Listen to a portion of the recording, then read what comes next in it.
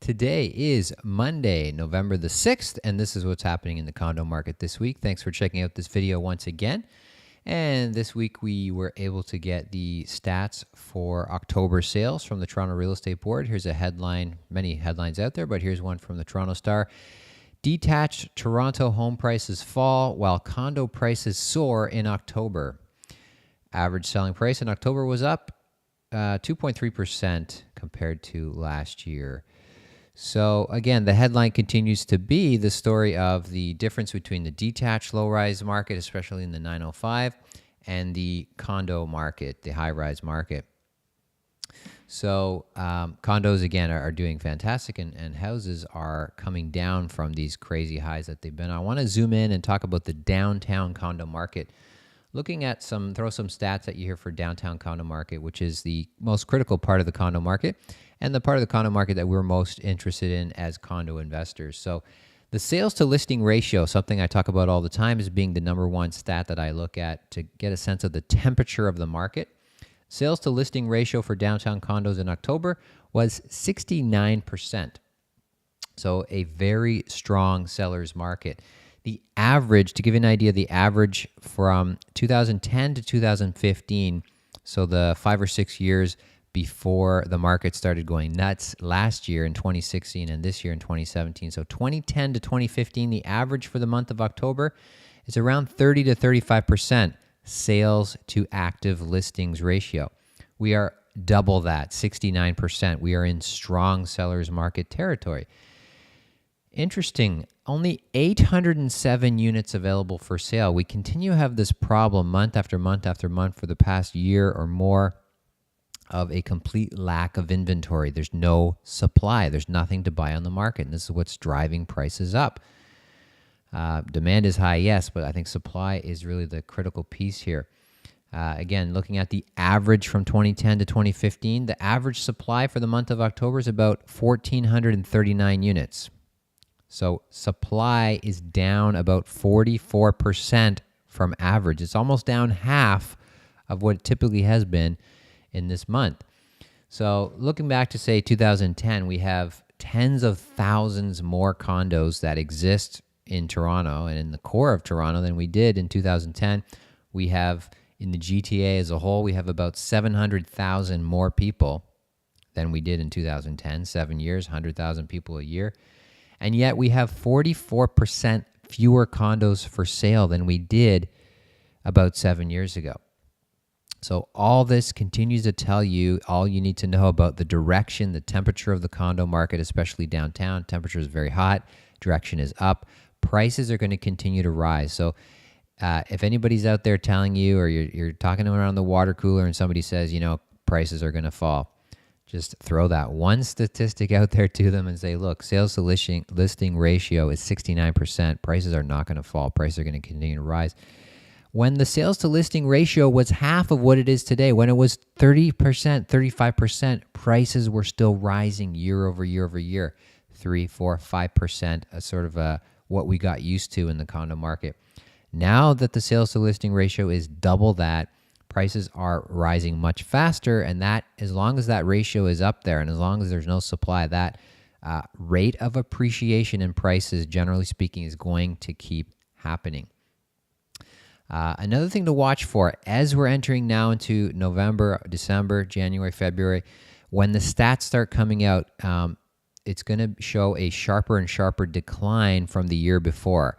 But that's nothing necessarily to be concerned about as investors. Watch that in the statistics. Reason we're not concerned is because we're coming off of this. We're now entering a comparison with a crazy record high period, which we're sort of just getting out of. And now we're going into that period where this month's statistics compared to a year ago statistics, they're going to show big divergences, but that doesn't mean that the market is in any sort of trouble or that the prices are going down or something like this. It just means that we're, again, returning something closer to a normal market. But again, in the condo market, we're still nowhere near that. Talking for a minute, a couple of points about the lack of supply. It's a continuing problem. As I said, why is there such a lack of supply?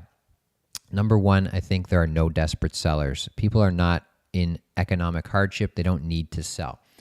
Number two is all this government intervention, the fair housing plan, all these taxes and everything, it adds friction to the market. It slows the market down, and people tend to freeze up and not move. People don't move when there's uncertainty and there's all this new stuff added into the system, the market. Number three, prices are rising. So especially in condos, if prices are rising rapidly, generally people don't want to sell. If you own something that's appreciating in value every day, generally you're not going to sell that thing. You're going to say, well, I'm going to hold on to this because it's going up in value. If prices are going down, that's when people tend to think more about selling. They want to get rid of the thing that's decreasing in value, but prices are rising rapidly, so no supply. And finally, the shift from the house, the market shift from houses to condos is still not over yet. What I mean by that is the market consists of houses and condos, and the pendulum tends to swing between the two. The pendulum swung so far out in favor of houses. People had this crazy, irrational exuberance over owning a house, and they moved away from condos. That condos became this very undervalued thing, and compared to houses, they're still undervalued. So we're seeing a cooling still happening in the low-rise housing market, and we're seeing a heating up, a rising still happening in the condo market. That is still going on. So that's, again, why there's no supply in the condo market in particular. So jumping to the next story, immigration. Immigration was a big story this week. You probably saw the headlines. Canada will admit nearly 1 million immigrants over the next 3 years. Here's the article from the CBC.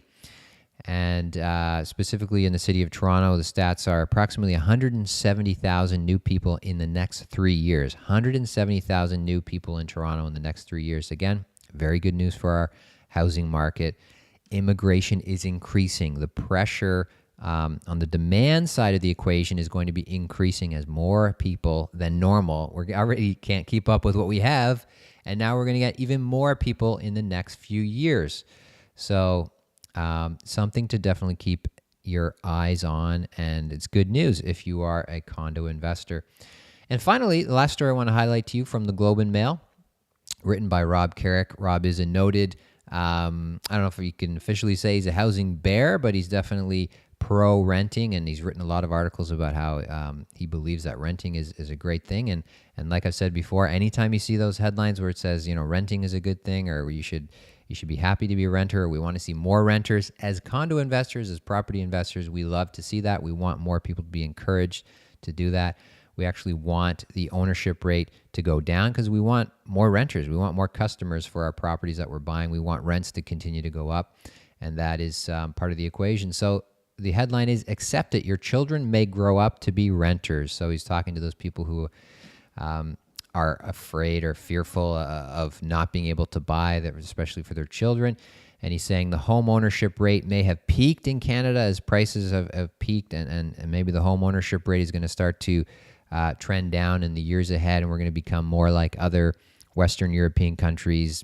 Toronto's going to become more like New York City, where it's like a 30% ownership rate, 70% rental rate, that sort of thing. So again, I hope it's true. I hope that more and more renters do emerge in the market in the years ahead, and I hope that ownership rates do decline, especially in the city of Toronto. It's probably going to happen just because prices, again, are out of reach for most people. Okay, there you have it. I hope you enjoyed this video. If you did, go ahead and hit the share button, hit the like button, drop me a comment, send this to somebody that you know who could benefit from it. And until next time, have a great week and happy investing.